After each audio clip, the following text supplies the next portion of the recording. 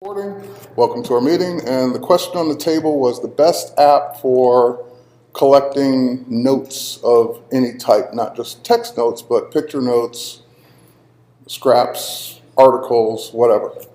The suggested one was Evernote. So let me bring up the iPad for first of all.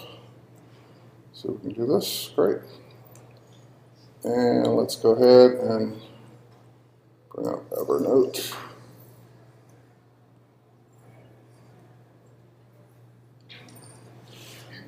It looks like I hadn't launched Evernote on this one for a while. And let's go on to different notebooks. All right, so the concept behind Evernote is that it's attempting to be your electronic notebook for everything. All kinds of articles, text, images, whatever. Evernote is not just an iOS app. It's also a Mac app as well. You can download it from the Mac App Store. Evernote will sync to the Evernote cloud. So notes you create in one place will automatically be available in the other places. And Evernote users can share notebooks to other Evernote users and have collaboration. So we actually use it at work. So you see up there's an Adobe notebook. And down below there's CC blog posts and CC trip reports. Those two at the bottom were actually shared by my manager to the team. So anyone that posts a note to those notebooks, everyone on the team can see. And the ones that aren't down there are the ones that are mine personally that aren't shared. So for example, if I go to Terry White's notebook, I can look at, and this reminded me of that when you said pictures, because sometimes I'll take a screenshot of something that I don't want to have to copy and paste the text in. I want it to look just like look like it looked on this website. So when AT&T was coming out with their various different mobile share plans, I could never remember them in my head.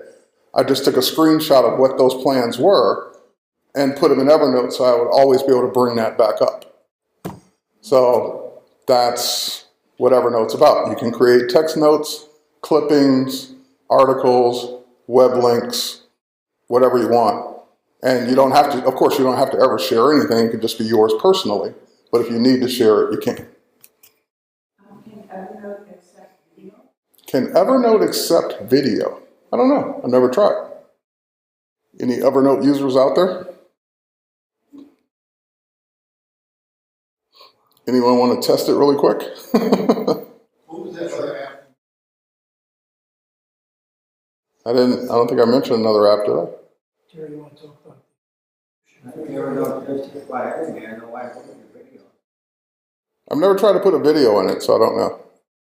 That's interesting. One of the other note apps I used in the past, Pin Ultimate, I didn't know they had been acquired or were put out by Evernote as well. It's interesting that they would have two products. I was just playing with my Evernote. Okay? And I see here photographs or recording, but I don't see video. Okay. Yeah, I had never seen any videos in Evernote, but like I said, I didn't know if it could do it or not do it. So it looks like video may be off the table, but pretty much everything else. If, for chance, your video happens to be on a cloud service or on YouTube or something, you can link to it. Correct. So hyperlinks are fine. Something like Dropbox. You can have it in Dropbox, and then the Evernote can have a link to the Dropbox address. So that could be a workaround.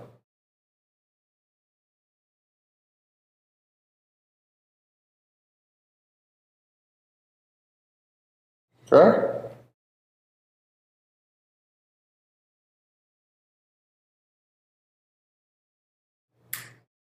Oh, I'm getting quite a lag here. So Evernote would be seems to be the unanimous choice for that. Now there are other note apps out there. See if I've got my folder here.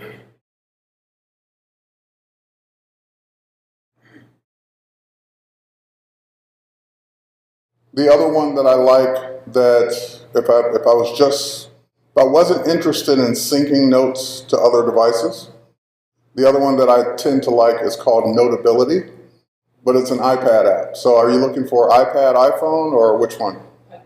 iPad? Yeah, okay. So Notability is the other one I kind of like. And it's more of the traditional notepad where you can write, you can put in clippings, you can basically take notes. So a lot of times people are, the mindset is I'm on an electronic device, so therefore I should be typing. Whereas sometimes it's faster just to write because it's just for to go back and look at your own notes. So it doesn't necessarily need to be text. So I like this app because you can do both. You can type on the page with the keyboard, but you can also use a stylus and just write and go back and look at your notes later. So this basically is my paper replacement. When I'm in a meeting, I just want to write down some stuff. And you can have multiple notes and you can put pictures in it and text and anything else except video. Yes, you can email it. How would you put a picture? There is hang on, let's go back to it. I think there's a plus sign or there you go. Oh, it's not up yet. There's a lag between the projector and what I'm doing here. Just hit the plus sign and add photo, take a photo, web clip, stickies. So pretty much like Evernote. Storage. No, I don't think this one does storage in the cloud. And this one can also do voice memos. And Evernote can do voice memos as well. Notability works with Google Drive. Okay, so Notability does work if you want to sync it with Google Drive. Go ahead. Which app would be the best for all your passwords? That's an easy one. Until this point, I've like taken them all off and I've got them down. Okay. Gotta make them. My favorite all-time apps for passwords remains the same, and that is 1Password. One. Yeah, it's called numeral 1Password. 1Password is available for Mac, Windows, and iOS. And if you buy it for both Mac and Mac and iOS, you can sync it with Dropbox, you can sync it with iCloud on the newer version, and have those passwords be available automatically on all your devices that are signed up with 1Password. Terry, can you sync it among multiple users within a family? Or does each person? I don't see why not. I mean, yeah, the question is, can you sync it between multiple users in a family? As long as you're willing to give those passwords to every member in the family.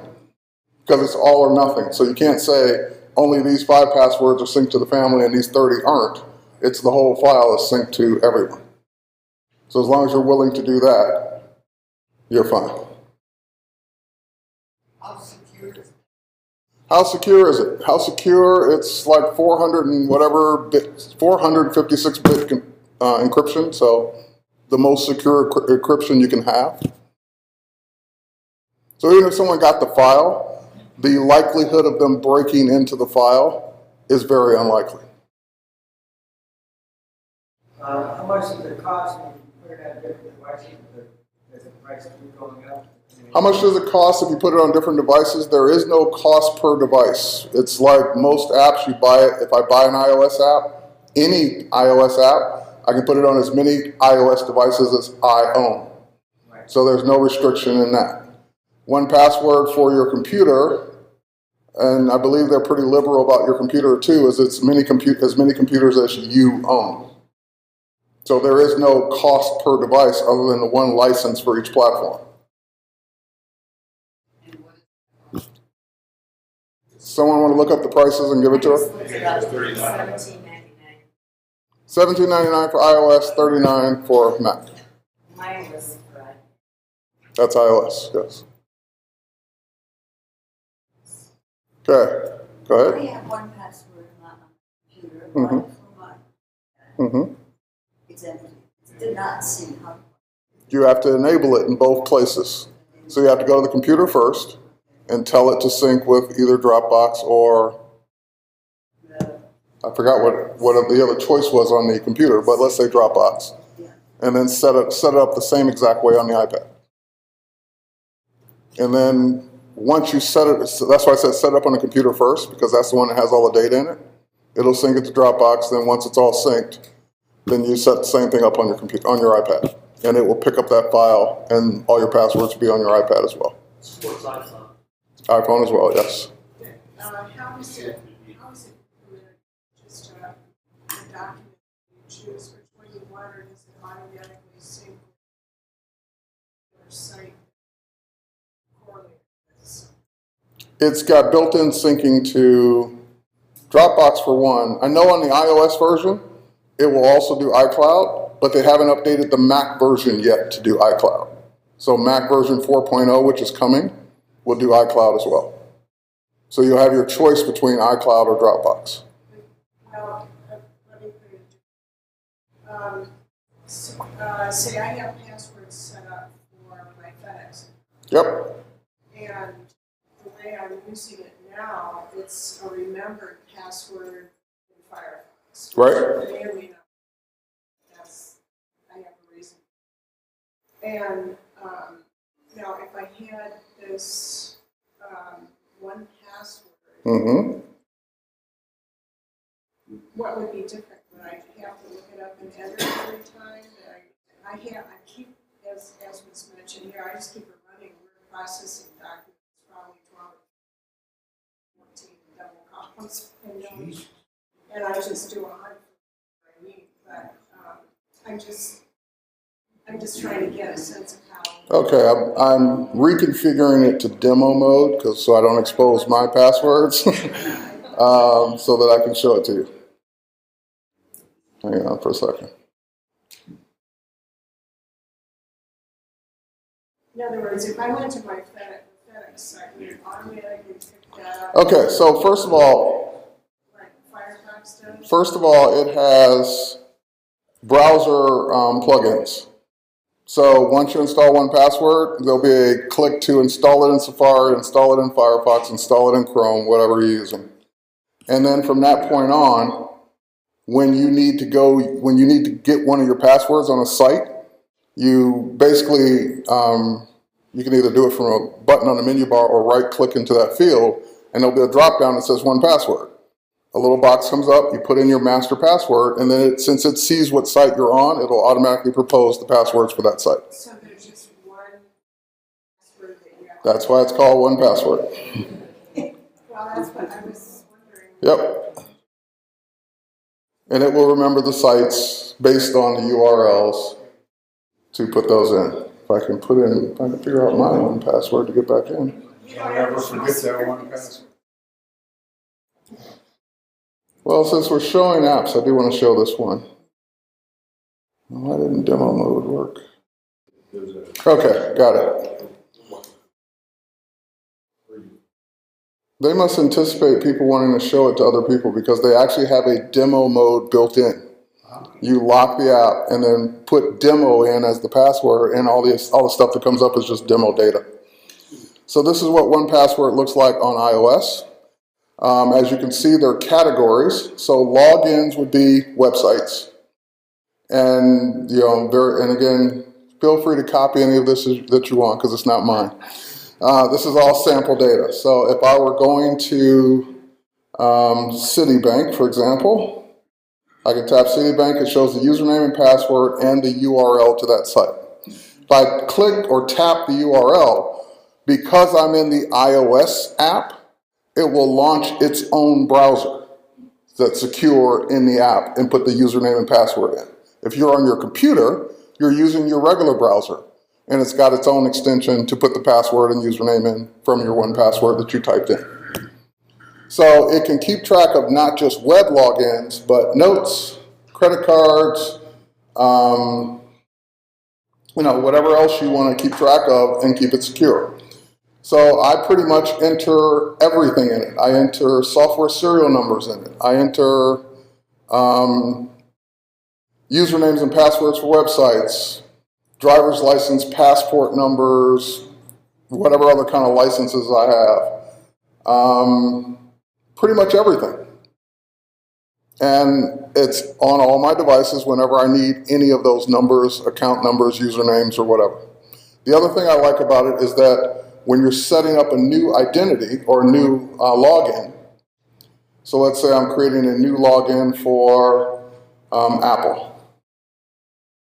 And my username is going to be Terry Smith. That'll throw people off. All right. My password's going to be, I don't know, because I'm horrible at guessing or figuring out a password.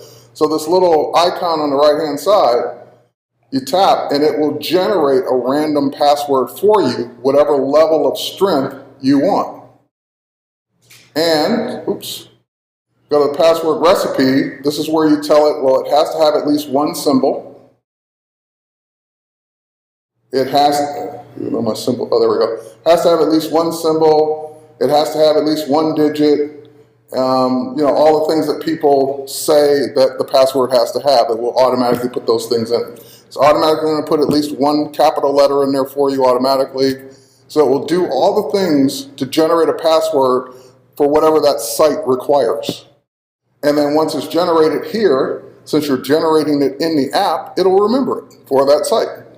So now I just go down to the site and go to HTTP, even though I probably don't have to put that in. Here, let's go store.apple.com. So I've just made a username and password for the Apple Store that it will now keep track of. Can you change the one password? Sure. Yeah, I mean, it doesn't lock you in your one password forever. Obviously, it probably encourages you to change that password on a regular basis. So that's how one password works. I know we've talked about it and suggested it time and time again, but we never really show it. So this is kind of how it works. I've used LastPass. Okay. It's pretty much that password does. It'll draw back and say, Yeah. You were saying? Well, when you were searching for it under apps, one password, I didn't find it like an iOS. I did a search for iPassword for the iPad.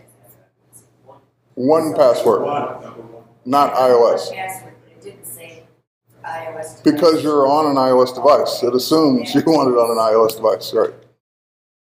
And let's say that you're doing a routine maintenance on your computer, you wipe out all your cookies. Yep. Would that mess up your one No. password? One password keeps its own. His question is, what if you wipe out all your cookies or you even reinstall your whole computer? One password it keeps its own separate database file that is separate from the browser, separate from any caches or cookies or anything that's going on the computer. So as long as you have that one file, you have all your passwords and everything restored. Another nice feature is the fact that it takes more than just text. So when I buy a piece of software, a lot of times I'll print the receipt as a PDF, and I'll throw the receipt onto the note along with it, in case there's any question about the order or whatever, and my password stops working because they did something weird in the software, and I want to be able to prove I've got my receipt right there too. Right. But you can store just about anything in there. And that's, we talked about at I think 2 meetings ago, where we talked about I think we did just open Q&A. And we talked about the importance of, from time to time, doing a clean install, starting over from scratch, reinstalling all your operating system and files. 1Password also made that process much easier for me, because I didn't have to think about what's stored in the browsers, what's stored in the keychain, what's stored into this, what's stored into that. Once I put 1Password back on and synced it back with the file, everything's all back. So I never had to think about, oh, I'm going to lose all my passwords if I wipe my computer clean again. So that's another reason I like it. And if you've ever had to deal with wiping your computer clean or setting up a new computer, where are all your software serial numbers? All over the place, most likely. Some are on the box, some are on the manual, some are on the computer, some are in a piece of paper. I have them all in one spot. So whenever I need to reinstall anything, bring up 1Password, find that piece of software, tap on it, and there's the serial number for it. I have one. So, my employers don't like password on employers because they acknowledge that anything you open up, they access. Yep. So, it should not be on, or not. You recommend not putting it on, or accessing it on. Well, if your employer has already told you that if you bring up anything on their computer, they have access to it, and you don't want them to have access to it, you've answered your own question. Don't bring it up on their computer. All right, any other questions about 1Password before I move on? And yes, it is one of my favorite apps. You mentioned store your keychain stuff. No. I said when I'm restoring a computer or building, starting up a new computer from scratch, I don't have to worry about the keychain because I keep it all in 1Password. So you've already duplicated the keychain. Basically, the keychain is more of a subset of what's in here. This has everything. Whatever I've remembered in the keychain, I just happen to remember it in the keychain, but this is my master. And one last thing. It does, if I swipe out here, just bring this tab out, it does have its own browser built in. So if you go to, here, let's see if it works, store.apple.com. Oops.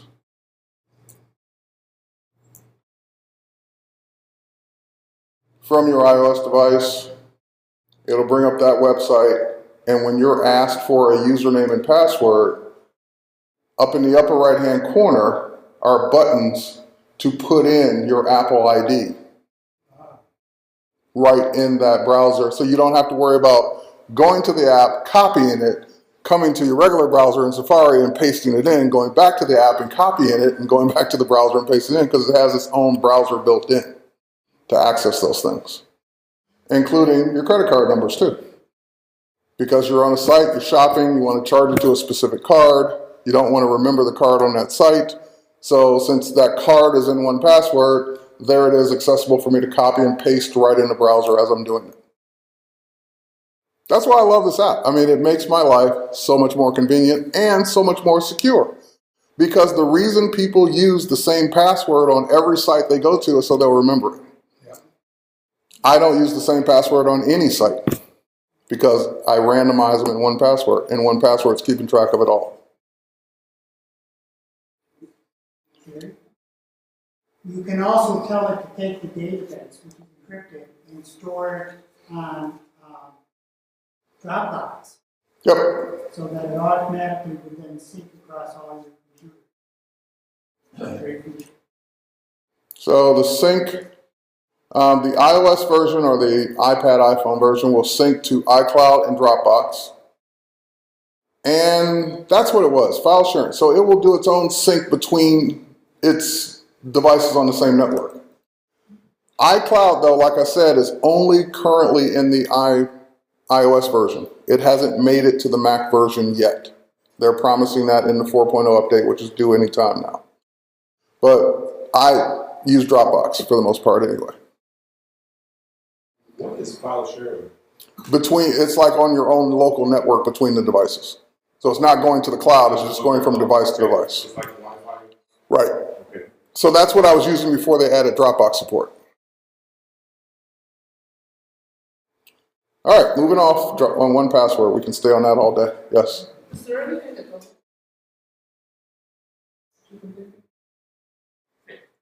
Nothing that I use. So if you're in a VPN or anything like that. You're bringing up an app and the worst case scenario is it won't autofill in a browser. That's the worst case. So you'll have to bring up the app, and there's a copy button right in it. You just copy and paste. That's the worst case scenario. Okay. Any other questions on apps before I dive into mine? I have one here. I have Mac Family Tree on my computer. Mm-hmm. A lot of information is in it. Mm-hmm. And I bought the Mac Family Tree iOS version. Mm-hmm. And right now it's blank. Do I do the same thing that you told me? Right. You'd have to set up the syncing on the computer first, and then it'll sync to that version. Now, speaking of that, you said Mac Family Tree. The competitor to Mac Family Tree is called Reunion on the Mac. And that's the one I've used for years, and they also have an iOS version. So same thing, you can take your family tree database with you on your iPad or iPhone and have all the data, capture new data, sync it back to your desktop when you get home. Go ahead. They had a thing on Channel 7 a couple of days ago where they said that the iPhones cannot block spam, but they can prevent the phone from ringing when there's a spam coming to it. There's no automatic, like, in other words, two There was a things. software supposedly that's available. Okay, well then that's an app. But I'm saying the phone itself doesn't automatically block anything. iOS 7, which is coming this fall, will let you block specific numbers. Like, so you, for example, you get called by the same company, number, phone, person, whatever. In iOS 7, you'll be able to say block that person, and your phone won't ring anymore. And there could be various apps to do that today on iOS. Okay. If there are no more questions, I'm going to dive right in. Are you taking like open questions? I'm taking questions on iOS and apps. Okay. We did the open questions earlier. I do have a question. With the iPhone, I signed up with Verizon. They assured me that I was going to get a hotspot with my phone. I did not get a hotspot with my plan. Is there some sort of a workaround app that will allow you to link Bluetooth, through Wi-Fi, the iPhone connected to the internet, to your... Okay. What you're talking about is called data tethering. And Apple specifically, when they know about them, block those apps from the App Store because the carriers demand it. In other words, the carriers are selling that as a feature. They're selling that as a data feature. So they don't want apps out there that circumvent their revenue. So Apple, working with them, says, okay, we won't let any apps on the App Store that do that. Now, every now and then, a developer sneaks one on. They sneak it on as a Trojan horse as some other kind of app. It's a flashlight app. That's all it does. It lights up the phone. But then type in a secret code, and it will let you tether to your computer. And then once everyone figures out what it does, and of course starts bragging about it online, Apple takes that app off the App Store. So you have a window of opportunity of usually a day to get that app. Because once you get it, then you've got the app. And I've got a couple of them that are no longer available because they were taken down like the very next day.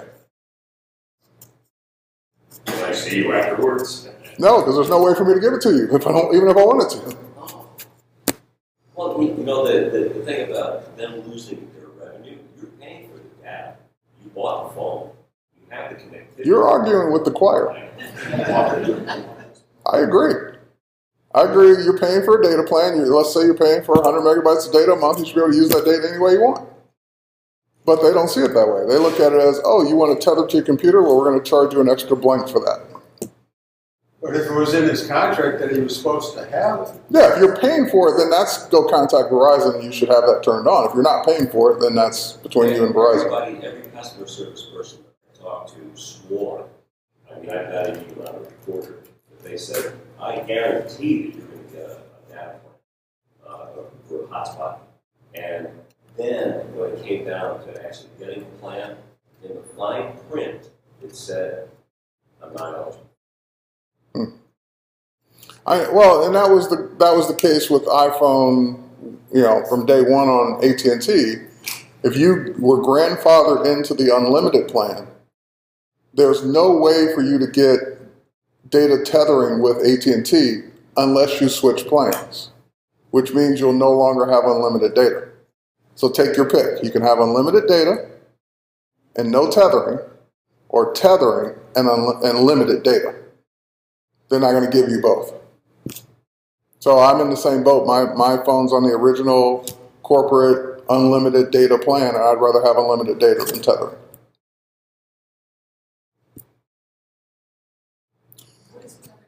Tethering means my phone has 3G or 4G data. I'm outside and I would love to get on the internet with my computer. I can wirelessly share this data plan to my computer if I had tethering enabled on my account. So that's what tethering means. Either wirelessly through Wi-Fi or wirelessly through Bluetooth. I'm turning this into a hotspot. Now, and I have the wrong SIM card in here, but if I had the right SIM card in this iPad, I can show it to you. So if we go to turn off airplane mode, go to cellular data.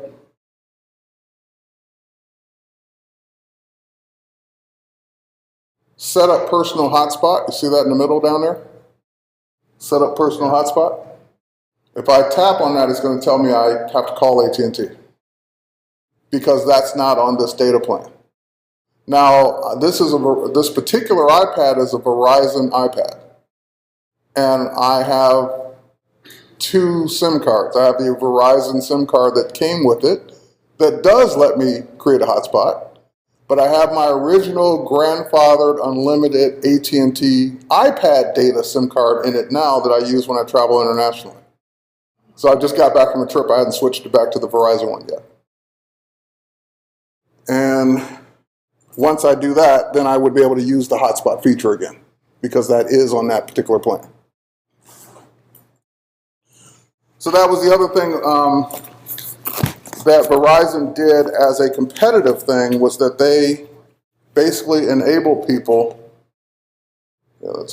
they basically enabled people to use if you went to Verizon with an iPad, when their iPads first came out with 3G and 4G, if you sign up with a Verizon iPad as opposed to an AT&T iPad, they would let you do data tethering with no additional cost. You sign up for 5 gigs of data a month, you can use it any way you want, including tethering. But not so much with the iPhone, apparently. Well, I have to mention that was a special loyalty plan that they signed me up for. So it's kind of unlimited talk, unlimited data, unlimited text, and 2 gigabytes of data for $60 a month. Sounds like a good plan. Yeah. Except you're not going to get tether. Yeah, they don't, I can only speak for AT&T in particular, but they hate unlimited anything now because people will use it. You give me unlimited data, that means I'm going to be on it as long as I want to be. Now, for the longest, AT&T was adamant that if you were on an unlimited data plan originally, that you couldn't do FaceTime either over 3G. You'd have to be on Wi-Fi. And they just recently relented on that and let people use their unlimited data plan to do FaceTime. So I am happy about that. Terry, when you're traveling and using your AT&T card for SIM, do they charge you more? Do they charge me more?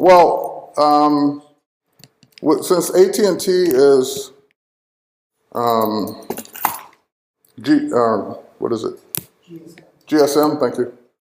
I use the AT&T one because I can enable for like a month on an international data plan, which is what I do when I'm going to go abroad, and it'll work everywhere. That's why I stick the AT&T SIM in when I go out of the country.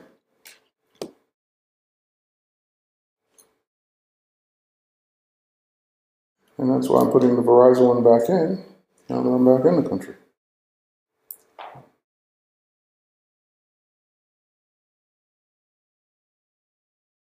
a question while you're doing that. Can you use FaceTime on an AT&T phone to an iPad? Sure. AT&T? You can use FaceTime on any device. 3G? Over 3G now, yes. You couldn't before.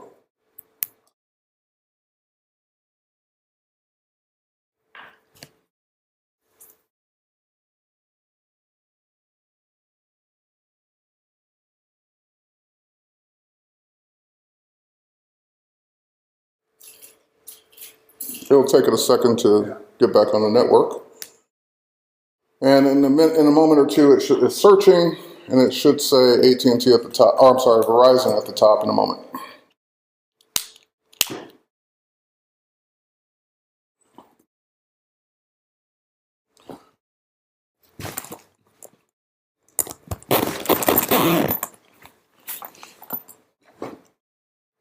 That screen will show your hotspot. Okay, thanks.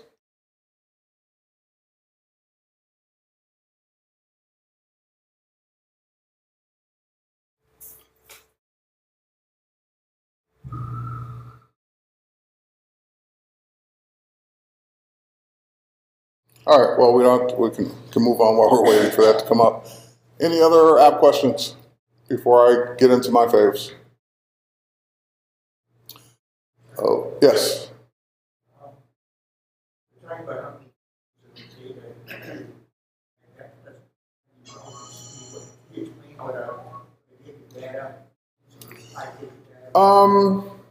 Most plans are now limited to a certain amount of data per month.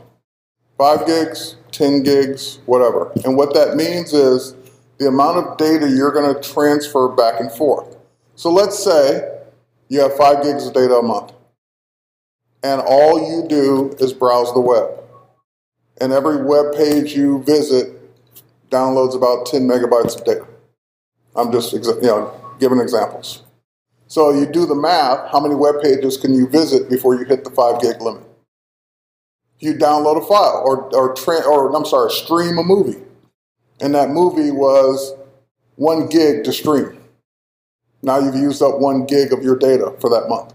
So it's what you're transferring, you're sending and receiving each month over that connection.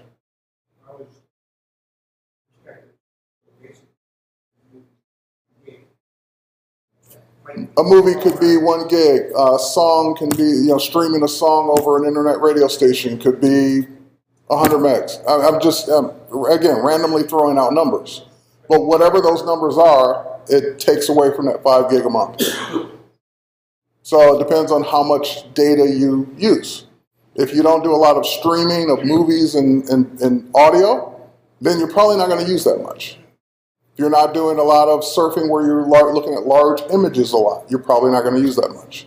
But if you're using a lot of bandwidth for video, audio, videos, FaceTime connections, things like that, you're going to use it up a lot faster. Okay.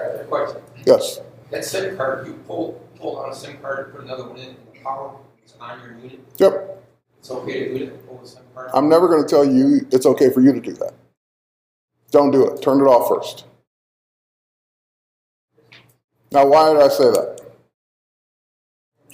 Because I'm willing to take the risk. I'm not willing to tell you to take the risk. Because if you screw it up, you're going to say, well, Terry, you told me I could do it while I was on, and now my iPad got fried. Turn it off first. PDF editors. Okay, good start. Let's go there. I've got a couple. Depends on what I want to do. So let's go to my reference folder here. My favorite PDF app, and there are 2 that are out there that are kind of competing neck and neck. The one that I started using was called Goodreader. And Goodreader is a great app. Nothing wrong with it. Then I started using PDF Expert. And the 2 were, competing with each other, coming out with features, and it seemed like PDF Expert was always coming out with the next set of features faster. Now, is Goodreader a good app? Could I use that one instead? Sure. It's just once you pick one, you don't need 2, and I stuck with PDF Expert. So that's the one I use. PDF Expert, I use it for lots of things. Okay, and they always come up with, if you haven't launched it since the new version, what's new in the new version. But one of the things I love using it for are my manuals. I keep all my manuals with me at all times on my iPad. So if I'm out and about and I need to learn how to use something on my D4 camera, I can bring up the D4 manual right there on my iPad and do a search for whatever it is I'm looking for in that manual, a keyword search, and it will find what I'm looking for. So if I want to know how to do, let's do ISO.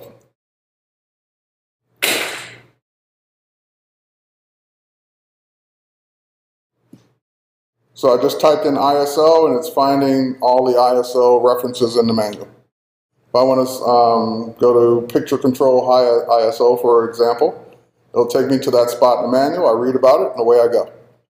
Now that's the main thing I use it for regularly. Now what the app is also good for is what you asked for originally, which is editing. So let's say, well, not so much editing, but I'll say annotating. Let's see if I've got one here that I don't mind bringing up in front of people.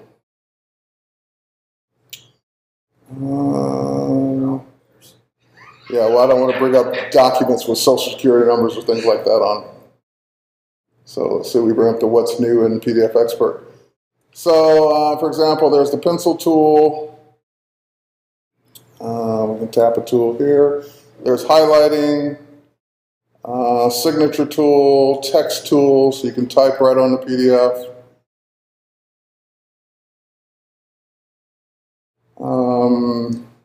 What else?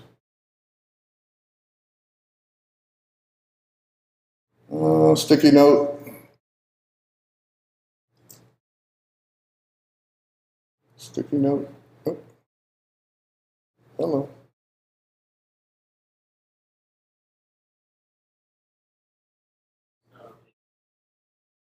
Oh, sorry. There we go.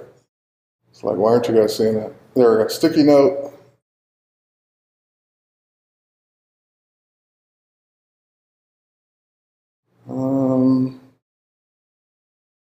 Well,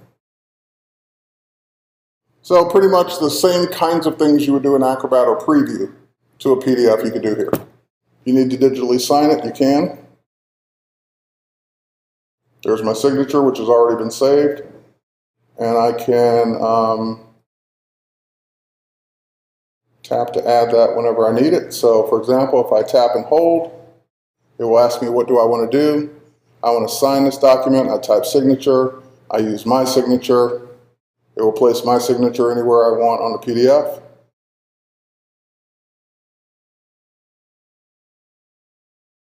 There we go. Let's move it up here. And let's size it.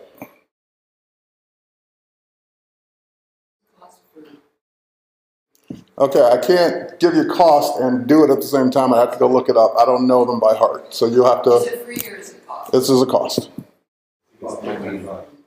I don't know. By the way, the price, even if I gave you the price I last remember, doesn't mean anything because they vary. Sometimes it goes on sale, sometimes it's free, sometimes it's regular price, which I think is $9.99. I don't know. Under 20. Oh yeah, I'll put it this way. I'll tell you if an app is charge, free, or over 20. If I don't say over 20, it's usually under 20. Most apps on the App Store are under 20. But PDF Expert, that's my favorite PDF editor. $10. And they do make a separate iPhone version. The only thing I don't like about the iPhone version is that it's not as robust as the iPad version. Now, if you are looking for free, PDF Expert, like I said, it's the one I've been using for years. But guess what? There is a free alternative by a company that knows PDF better than anyone else. The Adobe Reader is free. And the Adobe Reader can do much of what PDF Expert can do. Not everything, but much of it. And it can do things that the other ones can't do because it understands the full PDF format. So I recommend Adobe Reader to everyone because why not have it? It's free. I'm pretty ignorant with regards to all the different PDF versions, like A and X. And Okay. what is all those? He's asking about specific PDF versions, like there's PDF X and PDF A and so forth and so on. Those are different standards for a specific industry. So PDF X has been traditionally used in prepress. And I can't remember off the top of my head what the A and C and B and the other ones are for. But usually they have features in them or they're compliant to a specific industry. So if you make a PDF X file, basically you have made it prepress ready. You've certified it to be prepress ready. It will do the right color separations. It will have the right resolution. It will have the right everything needed for prepress. So that's what the different flavors of PDF are for. So Adobe Reader, free. Go download it. iPhone, iPad, iPod Touch. And let's see if I've got one in here that I can bring up. Let's bring this one up. Now this one, and this is an example of what I meant by it can understand things that the other ones can't. With PDF, you can have a, God, I'm drawing a blank on these things. It's a container of multiple documents. I'm trying to remember what we call it. Yes, thank you, PDF portfolio. So this is a PDF portfolio that I just opened that none of the other ones would be able to open. So if I received a PDF portfolio in my email, if I didn't have Adobe Reader, I'd have to wait till I got back to my computer to open it. Because PDF Expert and all the other ones won't do it. So once this PDF portfolio is open, I have access to all of the documents in it that PDF Expert and all the rest wouldn't see. So if I go to the welcome homepage, and I'm waiting for it to update on your screen.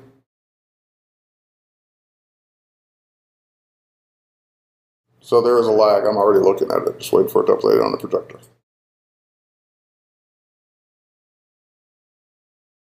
Hello. There we go. I could go in.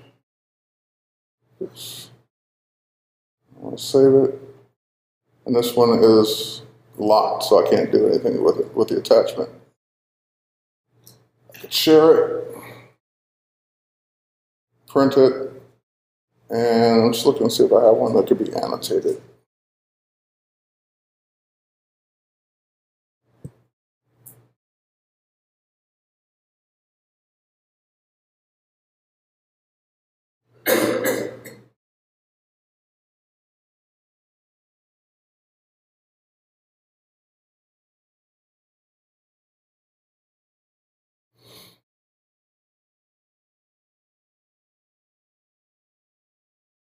Just waiting on the screen to update.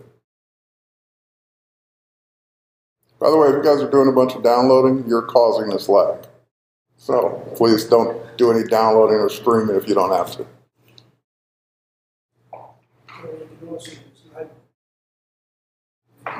Yeah, PDF, iBook will be displayed in PDFs as well. Or PDFs will be displayed in iBooks as well. Okay, so for example, I just brought up a PDF that I created as a form that does calculations. And Adobe Reader recognizes that. And because this is a PDF that's unlocked, you see that I have all the annotation tools at the top. So Adobe Reader for free is pretty robust. It just doesn't have all the features of PDF Expert or all the features of the paid ones. But if you don't need all those features, Adobe Reader is definitely the way to go as a free alternative. Pardon? Adobe Reader's been on the Mac for like 20 years. Yeah. Have you tried PDF Pen? I have not. No reason to. Okay.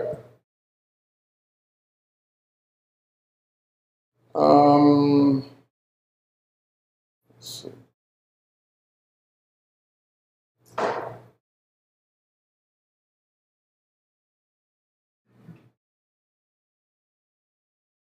Waiting for the screen update. But the next one I'm going to talk about is, how many of you have a Dropbox account?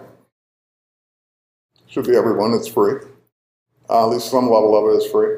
So Dropbox is probably my favorite cloud storage because I just always liked the way it worked. You have a folder on your computer. Whatever you drop into that folder is automatically synced up to Dropbox and therefore available on all your other devices, including your iOS devices.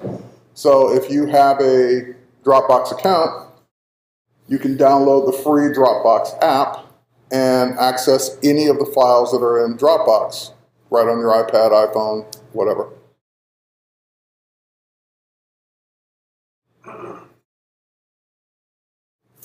Okay. I may have to do this a different way. This lag is incredible. Well, it's network dependent, so the more traffic on the network, the slower this is going to be. So I think I'm going to have to go on my own network temporarily here.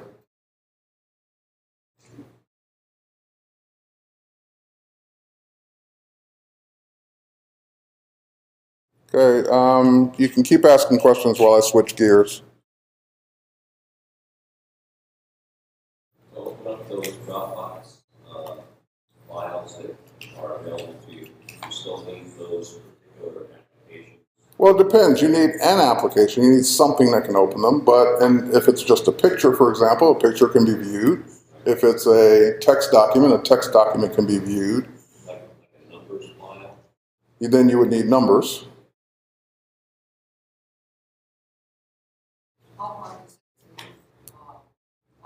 Files from one cloud, iCloud, and cloud, or another cloud. If the files are in iCloud, you would have to open them up, and it's probably best to do it on your computer. You'd have to open them up on your computer and then save them or duplicate them to your regular hard drive to a folder like Dropbox to share them on a Dropbox situation. All right, let's do this. Get out quick. Okay, as I was saying, sorry about that. Just trying to get the two to talk to each other on a network that isn't overcrowded by everyone in the room. But due to a couple of reasons, I can't just do that just yet. So anyway, Dropbox, for those of you who have a Dropbox account, one of the things that it will allow you to do is access your files and folders that are on Dropbox directly from your iOS device. Now the question already came up, well, do you need apps to access those documents? And it will, of course, depend on the document. On a document-by-document basis, depends on what it is. So, for example, if you're just looking for a photograph that you have on Dropbox, then you would be able to bring up that photograph right in the Dropbox app because your iPad or iPhone or whatever can render photographs. If it's text, you'd be able to render text. If it's a Word document or a PDF, you'd be able to render those. But if it were some specific kind of non-standard format, let's say a FileMaker Pro file, for example, then you would need FileMaker Pro to be able to open that document up. You wouldn't be able to just look at it right in the Dropbox app. So let's see if I've got an example here. Class material. So here's a cartoon that I use in one of my social media classes. And I was able to just tap on that cartoon, since it's a JPEG file, and bring it right up in the Dropbox app and view it and see it. Now, if I want to use that file in my iPad for something else, then I have the choice of, in the upper right-hand corner, there's a button that lets me save it directly to my photo library. So that means it'll be in the camera roll on the device, or copy it to the clipboard or print it. I can also email a link to it, post it on social media, or copy a link to the clipboard so I can send that link to someone else so they'd be able to download that file. So various ways of using a file that's in your Dropbox storage on your iPad or iPhone. I've always had a problem with Dropbox. Anything, say, open the Dropbox, I take it to Dropbox, and the Dropbox is always still able to do the file. Depends on what, it gets back to what kind of file is it. I had a number of file camera downloads that ended MOD. I don't MOD? MOD or V? know. It's gotta be proprietary from. Right, so even my Windows user is shaking his head. So we don't know what file format that is. That's why Dropbox can't open it. I have installed on my iPad. Who are you receiving them from?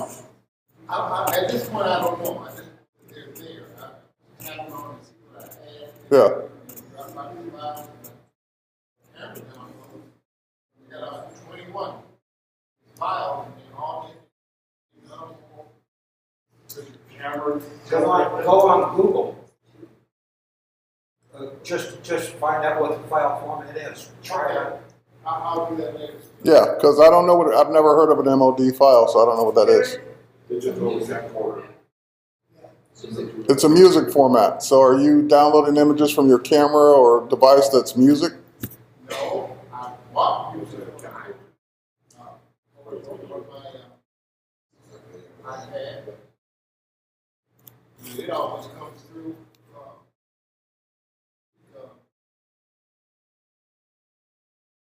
There's interesting that video, so check out what These files go back to 2009. Yeah, I would, at that point, just delete those files. Because A, you don't know what they are. B, if you don't know who sent them, and if they're not important to you, I would just go ahead and get rid of them. Well, I mean, if they're in Dropbox, that means they're probably on your Dropbox on your computer, and you can just drag them to the trash from there.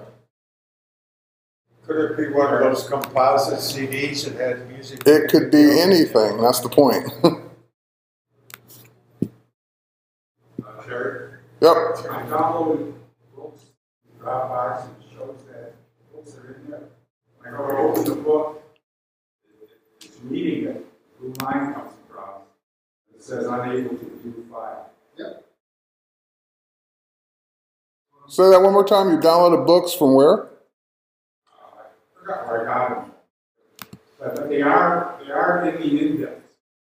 And the book is there. And when I click on the book, the blue line goes across like it's opening the book. Yeah. Then it says unable to read file. Should give you the option to open It does give me an option of opening the Obviously, it's Why do I have?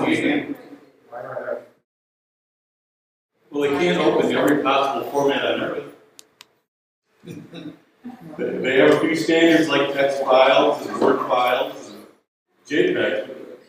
They can't open every proprietary standard on earth. Right. It's also a place for storing your files.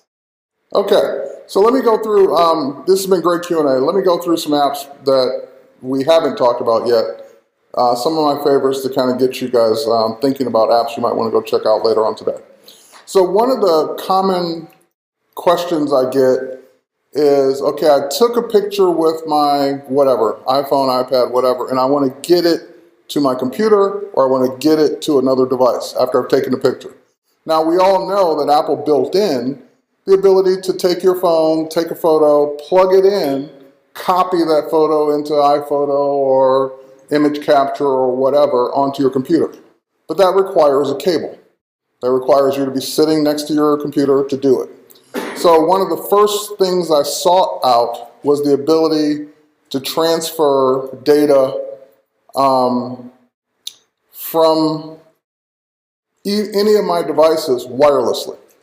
So one of my favorite apps, and you can see it at the bottom right-hand corner there, is called PhotoSync. Now, PhotoSync is an iOS app. It is paid. It's probably under $5. And they have a free Mac version of it to go with it. So once you pay for it on iOS, you just go to their website, download the one for your Mac as well. Then from that point, you will be able to transfer images from one device to the other. So for example, if I bring up PhotoSync, it shows all the pictures I have, in this case, on my iPad. So if I want to transfer this picture, I just can tap on the ones that I want to transfer. These are pictures I just took in India. Then I can, once I tap on the ones I want, I can tap the red button in the upper right hand corner to say where I want to sync those two files to. So when I tap sync, it will come up and say, do you want to sync them to your computer? Do you want to sync them to another iPhone, iPad, iPod Touch, whatever? Do you want to sync them to Dropbox? Or any of the other services, Flickr, FTP, Google, oops, cancel, didn't mean to do that. Facebook, SmugMug, WebDAV, Zenfolio, Box, 500px, SkyDrive, Google Drive, pretty much anything. Now, I never go that far in the menu, by the way, so I never have to flip. I never flip through those, but just to know that they're all there, because I'm usually just taking a photo from one device to one of my other devices. I don't need to go to all those different storage places. So if I want to sync that photo, or those two photos from iPad to iPhone, then I just launch the same app on my iPhone. And as long as I'm on the same network or Bluetooth, then I can say to an iPod or iPhone, and it will search over the network for, let's make sure I'm on the same network. There we are. Bruce's new iPad. I don't want to sync them to Bruce. So can you do that for file sharing too? Oh, I'm not on the same network, that's why. It's for photo, that's why it's called photo and video, photo sync. All right, there we go. So there's my iPhone. And now it's syncing those two pictures from one to the other wirelessly. So I do it from my device to my computer all the time. Take a photo, want to get it right to my computer immediately. That's how I do it. They don't have to be posted. Nope, they don't even have to be in the same room as long as the app's running on both because they're on the same network. And the way I found it helpful is that I had a friend who had an older man, not running line or mountain line, and they had an iPad, and they had all their pictures of their trip to South America, like 2,200 pictures. And it took patience, but I would say that the slowest thing go from an iPad to an older man. Yeah. Because like I said, once you buy it on the App Store, then you just go to their website and download their equivalent to the Mac. Run it on your Mac, run it on any of your devices, and send the photos or video to any of those devices. As long as the app is running in both places and the devices are on the same network. iOS. Yeah, it's a universal app, so you buy it once. Are you sending raw files or JPEG? These are large JPEGs, but they could be whatever photos or videos I have. Okay, so now those two pictures are they're in the camera roll on my iPhone, just by transferring them wirelessly. So Photo Sync, one of my favorite apps. Next, let's go to, actually, let's do this one. This is a fun one. First thing I need to do is find, well here, let's do it this way. I'm going to show you an app that I use for travel, but since I'm not traveling right now, I have to go look up a flight, so I get to show you another app. There's an app called Flightboard that lets you, here, let's do DTW. Just let you look at the flight boards of any airport. So you can see what flights are leaving or coming in at any given time. So there's departs, by the flight number, by the destination, or by the status.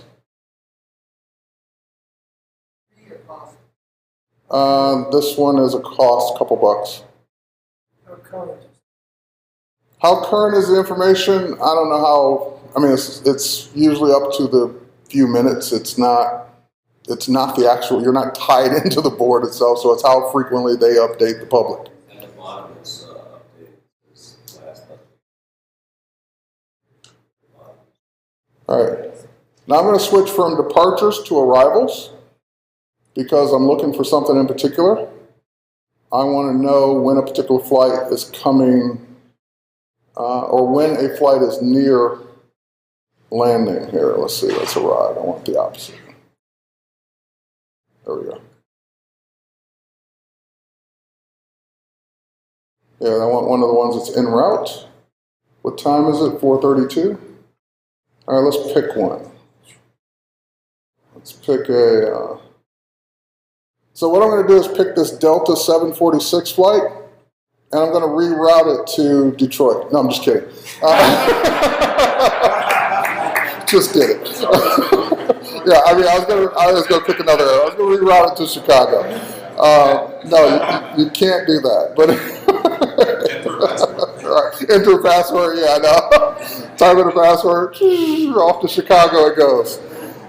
All right. The reason I'm looking for a flight is to show you a different app. I just needed to have a flight number, one that's coming soon. So we have Delta 746, right? That's coming from Portland. It's en route. It'll land at 6:27. All right, let's show you the next app, the one that I really wanted to show you. But now that I have a flight number,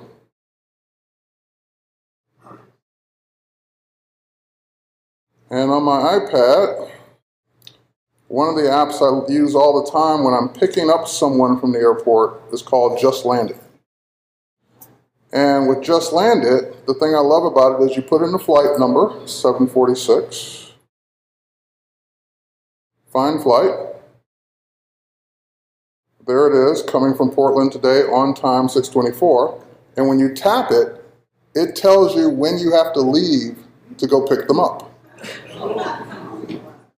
Based on where you are, traffic, how far it will take, how long it takes you to get to the airport from where you are. Loudest ringtone ever, you get the award. Okay. Where you are, how long it's going to take you to get there. Anything that changes with the flight, if it's being delayed or whatever. It's getting rerouted to Chicago. If it gets rerouted, that time's going to go, I'm going to have plenty of time to get there. And then I don't have to keep the app running. Once I've now gone into it, I can close the app and it will send me a push notification saying, you need to leave in 10 minutes. You need to leave in 5 minutes. You need to leave now. Wow. This is called Just Landed.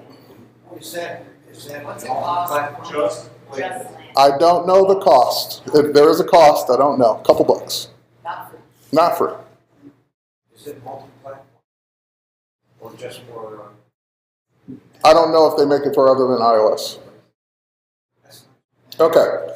So I use this one all the time because I don't have to think about, I don't have to do the math in my head. Okay, it's a 40-minute drive. No, traffic, depending on what time to get it. It just tells me, hey, it's time to go. Leave. Or if I look at the app, I should leave in an hour and 20 minutes. So it's constantly updating me. But officer, I'm not loitering. The app said he's going to walk out the door. Now, it doesn't say when they're going to walk out the door. And it's even giving me the driving time from here. It says it's going to take me 34 minutes with today's traffic. Well, based on speed limits. Yeah.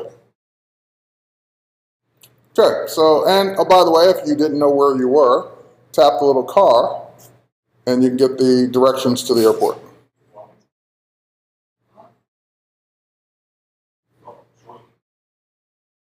Okay, there's the route. So, Just Landed, one of my favorites. Now, while we're in my flying folder, I never thought I would use this app, but I actually needed to. I was teasing a friend of mine about having it, and then next thing I knew, I needed to download it and use it because someone asked me a question of, can you take a corkscrew in your carry-on luggage? I don't know. I don't drink that much. I don't know that I need to take one. So, and I went to look it up. So there's a My TSA app that's free, and it will check for. Now, what it's supposed to do is check for wait times at the airport based on how many people are there, time it would take you to get through security. However, unlike the flight board and the other ones I've shown you, this one's based on user data. People saying, hey, I'm at the airport using this app and it's going to take me, it's taking about 10 minutes to get through the airport. So it's not that reliable or up to date because it's relying on people to actually tell you what's going on right now. If no one's reporting what's going on right now, you won't know. Now that the updates are complete, it's telling me that there are no delays at DTW, 0 delays. You can walk right in, walk up right up to the gate. But more importantly, you tap, can I bring? And you can type in, what can you bring to the airport? So let's see. Gun. You can bring it, you just can't carry it on. You can check it. Yeah. Yeah, the loaded gun would be a different story. Check only, and it's giving me all the rules. Now, is the NSA following what you're putting in? Probably. Corkscrew. Now, there's 2 types, with blade, without blade. That's what I didn't know, because there's a blade, I guess, that peels off the label. Didn't know about that. And so with no blade, you may transport this item in your carry-on luggage. With a blade, you have to check it. So the app was kind of helpful as a freebie to find out what TSA allows and what they don't, especially if you're not a frequent traveler. You put it in the outfit. Sure. Nail clipper. You may transport this item in your carry-on baggage. Yes. All right. That is the TSA app.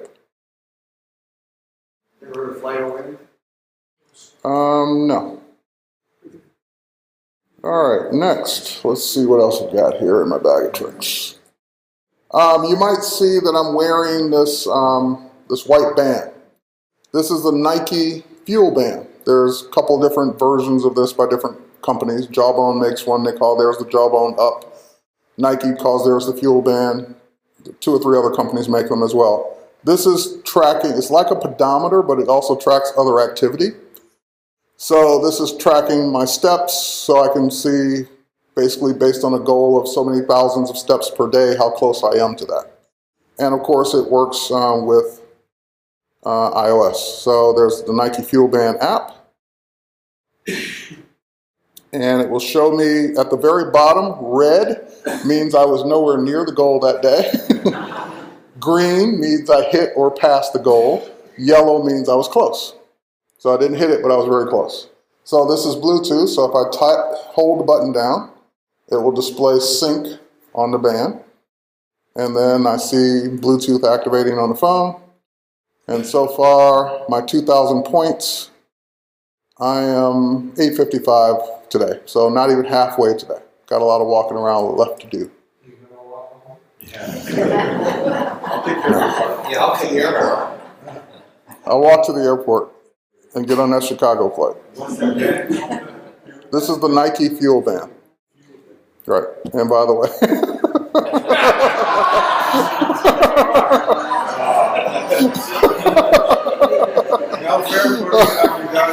hey, I'm working my arm. It's exercise. It's working. Okay. Right. There you go. All right. Okay. All right. It does work. All right, next. Now, your browser has search in it. Your browser already has Safari, has Google search. Pretty much any browser you have has a search engine. So you might be asking then, why would you need a search app? Google actually makes an app for iOS. And I like it because it's better than the one that's built into the browser. It does more. So first of all, you can do a voice search. You can do a goggles search with pictures.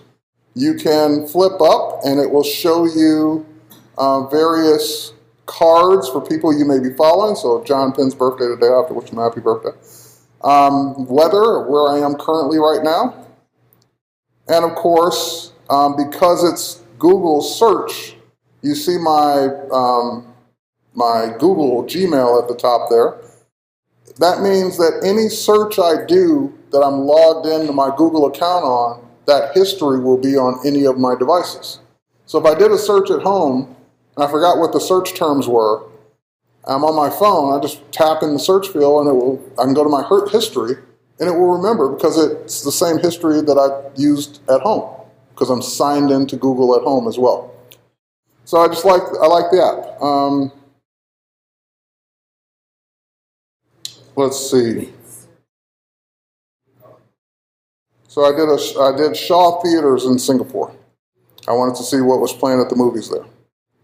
And it basically brought up the same search that I did on my computer. It's just Google search. Now the next one, let's go in. And let's go to, speaking of Google, Google Maps. Which, by the way, they just came out with the iPad version as well.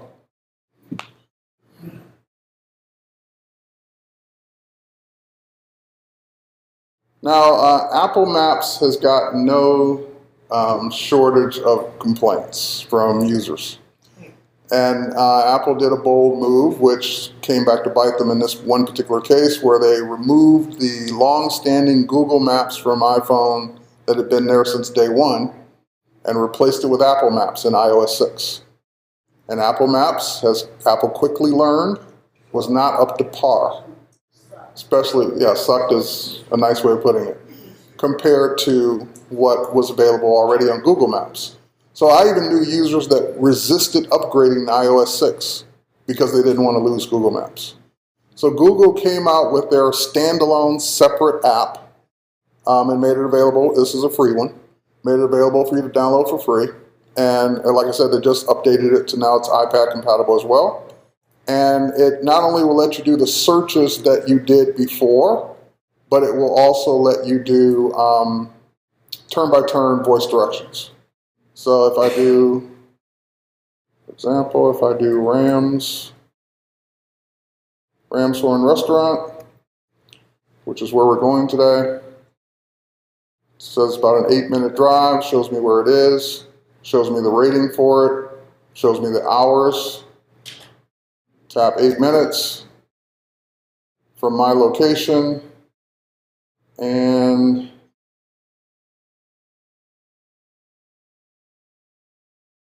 this is the thing I don't like about it. It's like, how do I tell it to go? Oh, tap that one and start. Everybody turns only on hard. Can I ask a question? Sure. I try to use Google Maps, but the screen keeps going dark. You use Google Maps, but the screen keeps going dark on you, meaning the screen dims. Right. Anyone else driving around with Google Maps? Does the screen dim or does it stay lit?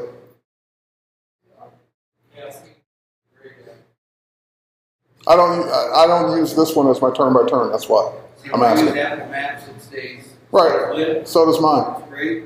If it's right. Yeah. I Googled it. So you're saying Google Maps doesn't stay lit? Okay.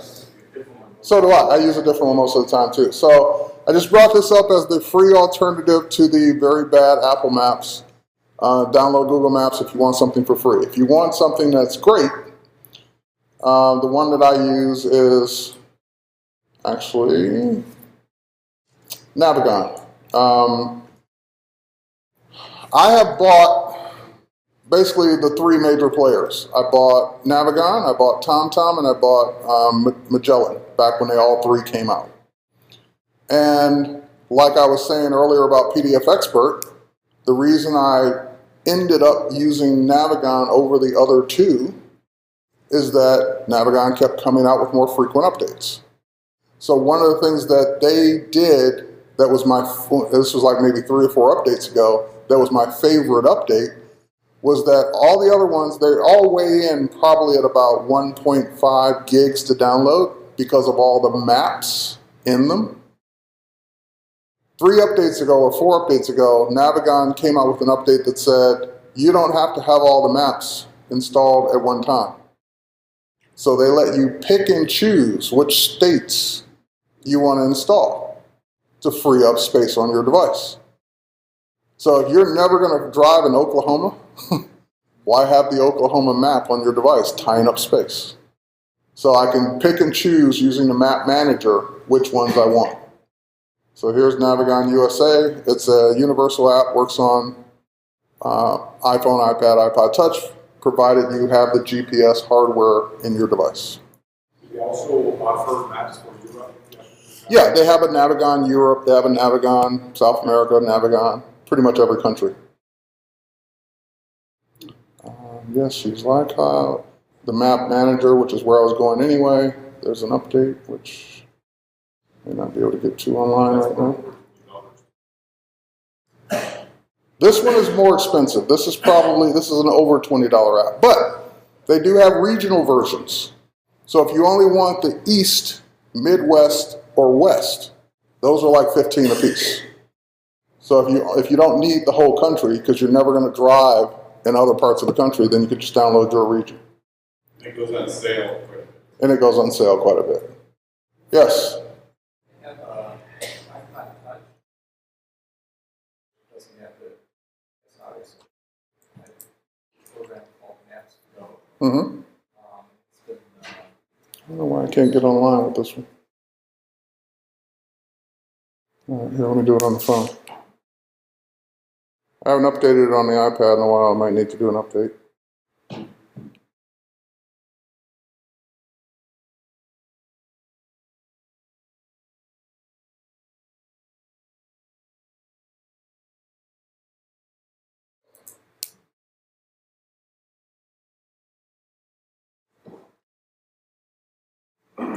They won't let me show it on the screen because of the map licensing. That's what it is. Okay, never mind. But anyway, Map Manager, my favorite turn-by-turn app. Yes, ma'am.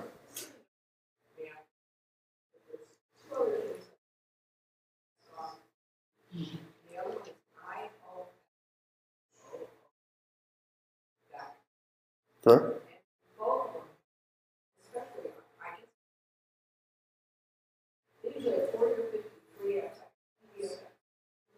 Okay.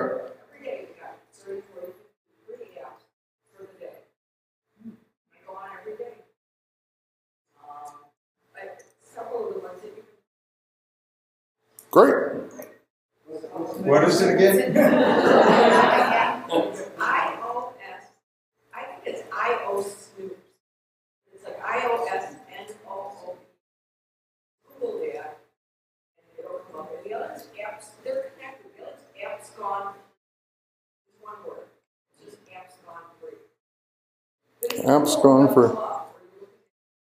There's another one, Apps Grabs. App Tracker is another. Good to know. But I like this. They have a lot of apps. They have a lot of photography, a lot of navigation on real life.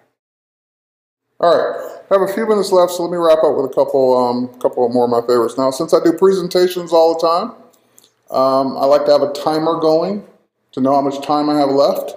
My favorite one is actually Presentation Clock. And basically it lets you just set a default time limit of whatever you want. So let's say my presentation is limited to just 20 minutes. I can tap 20 minutes, tap go, and it will start the 20-minute clock in the countdown. As it gets to a predefined interval, let's say 10 minutes left, the time will go yellow, it'll beep. When it gets to 1 minute left, it'll go red, and then beep twice or whatever I've got it set to. And there were several of these apps out at the time I was looking, but the one thing they all had in common was that once the time ran out, let's say you had 1 minute left and the minute was up, it would just go to zero and stop. And let's say you didn't notice it. Now you've been talking for a few minutes and you look over and it's on zero. So am I over 1 minute? Am I over 10 minutes? Am I over, I don't know how much I'm over because it stopped at zero. So during my frustration, I contacted a friend of mine who's an iOS developer, and I said, I've got the simplest app in the world for you to write. Gonna take you'll be done with it tonight if you just sit down and write it. But I said, and I explained the whole thing to him, and I said, I just need yours to do one thing. When it gets to zero, keep going. Negative. Let me know how much I'm over. And so he wrote it. His name's Sean Welch. It's 99 cents. It's presentation clock. Now he's a millionaire. He's not a millionaire, not based on that. But here, let me show you what happens. So let's do one for a minute, or even 30 seconds. So tap. That one will go for 30 seconds. And now I have a feature request in. His goes up to 99 minutes. I need it to be 3 digits. I need it to be an hour and 20 minutes or an hour and 80 minutes or whatever. Because I've workshops that are 2 hours. And so 99 minutes is not long enough for some situations I'm in. Okay, so 30 seconds is almost up. And 0. And now it's red and negative. Just letting me know how much I'm over. And it's such a simple thing. None of the other ones at the time did it. They would just all go to 0. Presentation clock, or P clock, by Sean Welch. And it's 99 cents. And it's universal, so it works on all iOS devices. All right, let's see. Time for maybe 1 more, 2 more. This is a quick one. I talked about it earlier, or a couple meetings ago. Scan, for scanning QR codes. So it's a free one. It's universal. Those little square barcodes that you see on posters or on the MacGroup member cards, it will scan, keep the history, take you right to that URL. Can you bring one of the MacGroup cards, Brian? I see you're on your way up here anyway. So he's bringing me a card that's got a QR code on it. And do we have a count of how many are here? How many are Are here right now? Yes. Yeah, less than. Okay. So I just held it in front of it. It's now going to that URL and bringing up the website. And if I were offline and it couldn't bring up the website because I'm not online, it will store that URL in history so that when I am back online, I can go to all the things I scanned when I was offline. So scan is a freebie.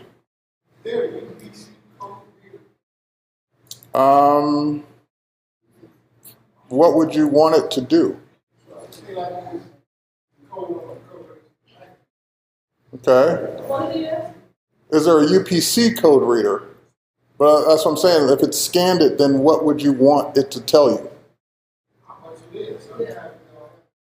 Oh, okay. All right. So that's why I was asking. So there's a couple of them. Red laser is probably the best one. So red laser is probably your best scanning app, period, for barcodes, price checks, whatever.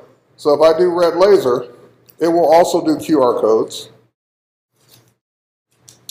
Just tap scan. And what it will do, oh, hang on, I might have something here. Okay. What it will do is if you scan a barcode, it will try and find that item, tell you what it is and what it's going for at various places.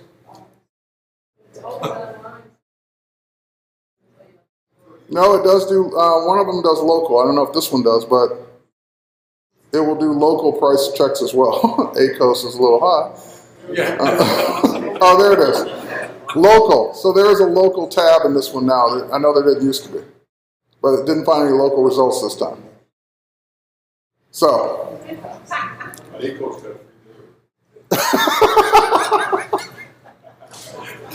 How's it going? They're better. I don't know if it'll find this. Yeah, ACOS will bring it to you for free. So, red laser is your multi-purpose scanning app.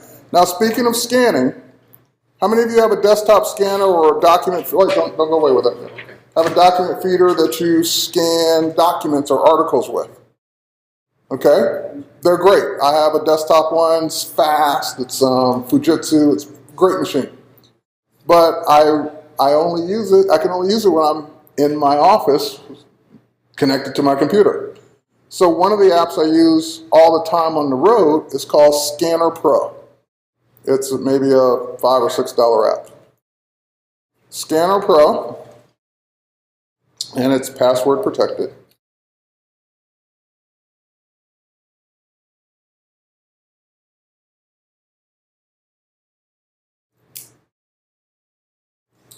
I don't know. I know you will. There, I'm guessing it wrong anyway.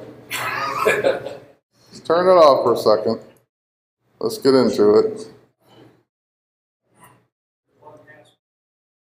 There we go. That one's not in 1Password because it was a simple enough one to remember. Right. I remembered it. Just didn't want you to see it. Okay. So it's got previous scans that I've done. And the thing I like about it is you can already take a picture with your phone. That's no big deal. The problem with taking a picture is unless you're perfectly directly over it, you're going to have skew. And then you're also going to have lighting problems to begin with. So when I say take a picture, it will auto-detect the edges. So it's auto-detecting right now. I take the picture, it will process it. I didn't tell it to do it in color, but it will straighten it out for me as well. So, and make a PDF and all of that within the app. So unlike just taking a picture and ending up with a picture on your phone that's crooked, this will actually make a document from it. And it could be if you tell it to keep going, it will make a multiple page PDF of it. What do you use for the most? Scanning receipts for expense reports. What's the name again? Scanner Pro. Like I said, it's about $6. $6.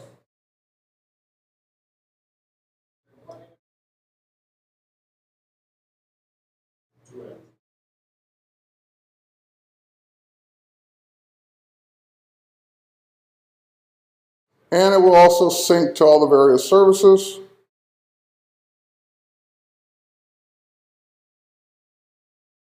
I can turn off grayscale, so it will do it in color. Let's try that again.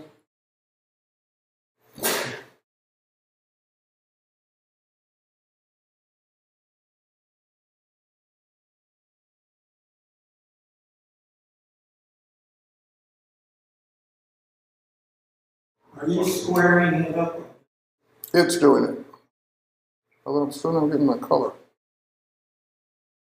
But anyway, that's what the interface looks like. So even if it didn't square it up perfectly, you can manually adjust the handles and square it up yourself.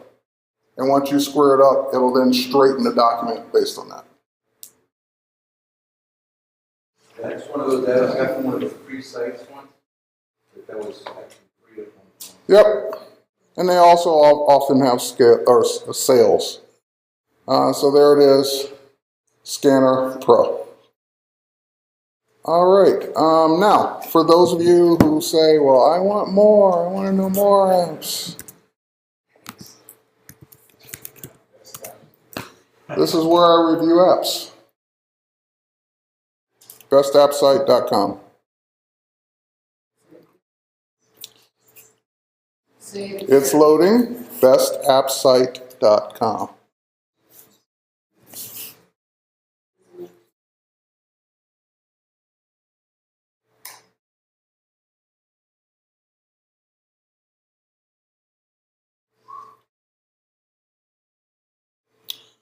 And you will see each year we do the top 100 apps of the year. So we did it for 2012. We'll do it for 2013 at the end of the year.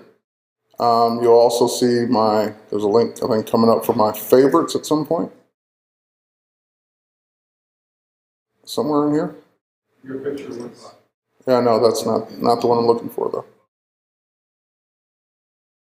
And I used to do them daily, just ran out, I don't have the time anymore, but I do them regularly, I'll say now. So there's always new apps, updates to apps being reviewed here. And 160 pages worth of reviews. iOS 7, top favorite features. What else? else here? They're not all my reviews, so that iOS 7 one's not mine. Oh, by the way, on 7 free Adobe apps, for example, one of which you should grab immediately, it's Adobe Ideas. It's a sketch app, so anyone who does any kind of drawing or coloring, or if you have a kid that likes to draw, this would be a great app for them to have, and it's a freebie. Adobe Ideas. I did a 10 must travel apps for your summer vacation. So all kinds of apps that we didn't get a chance to talk about are listed here and reviewed with the pricing, the links, everything to go get the app you want. Watch the MacGroup blog because we all write about different apps. Right. So on macgroup.org/blog, there are also reviews on a regular basis. Apps for your summer travel.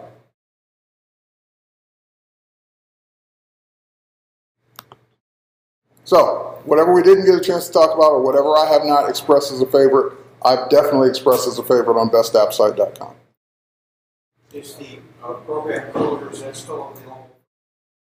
Cooler is a website. You mean Cooler from Adobe? It used to be just Cooler. That last time you said that. Cooler.adobe.com is still available as a website for picking or mixing colors. But it'll also be able to work on Windows. Yeah, it's a website. It works on anything. Yes? Can I ask a hardware question? Sure. With all the thunderstorms we've been having lately, I want to change my search protection. I'm having APS backup for over 10 years and it's starting to back up. Do you recommend more a voltage regulator hardware component which offers also search protection? Well, that's asking me, can you be too protected? And the answer is no. You can keep increasing your protection till you're comfortable. I have always been comfortable with APC, uninterrupted power supplies, for storms and just in general. They have a claim that if anything gets fried on their, while it's plugged into their backup, they'll cover it up to $10,000. Might be more now, I don't know. They've always had that claim. I've never had to take them up on it because I've never had anything fry while it was connected to their UPS. You can go from as simple as an APC UPS all the way up to a regulator, to a home generator, backup, natural gas, all kinds of things. Depends how many thousands of dollars you want to spend.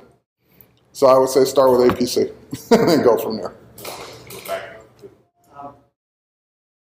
We had somebody present the argument group, some called who lives in Florida, and they did boats and lightning all the time. And he said the thing that we know to do with a surge protector in particular, make sure that you make good of the warranty, is to photograph your device connected to the power strip for this surge protector. And that photograph like this serves as evidence. And the other thing is, he said with lightning, they have so much of it down where he lives, that surge protectors do not always protect against lightning, so unplug your Unplug is always the safest.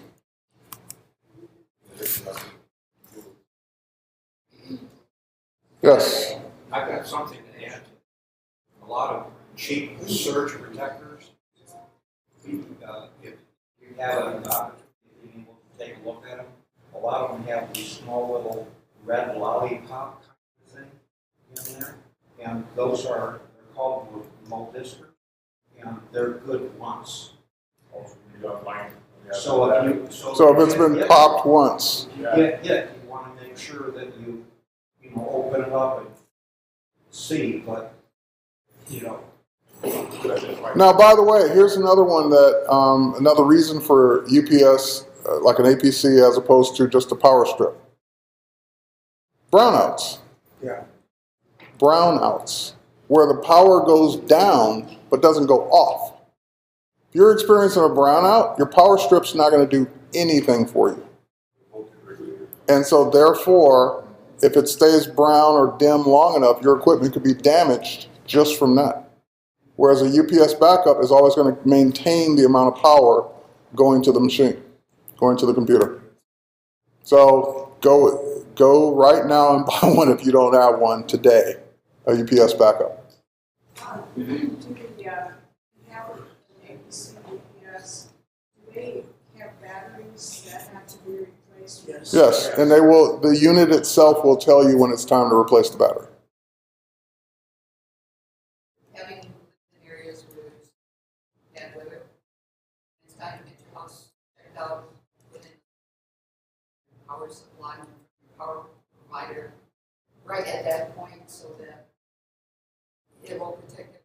And the other one that I found was power strip that would also take phone lines. Electric is one. With all the wires and stuff. They tried my CR, my cable box, and put a big scorch when it came through. Yeah. I remember this was maybe 15, 20 years ago, if not, it was longer than that actually, it was more than 20 years ago. I came home and a storm had happened during the day, I was gone, but everything in one room, dead. TV, radio, clock, whatever, everything in that one room fried. Everything else in the house was fine, but that one room, toast. A lot of those people will have audible alerts, so if you are home, something happens, it will make a noise, so you can get up there, get your stuff turned off. Yeah, so turn off, unplug, UPS backup, those are all great ideas. But we're at the end of the meeting. Hope this was helpful. Sorry for the technical glitches at the beginning. But like I said, if you're an app junkie or if you're hungry for apps, there are literally hundreds of reviews that I've done at bestappsite.com. And you can do a search. So if you're looking for a particular app or a particular thing, you can just do a search on the site.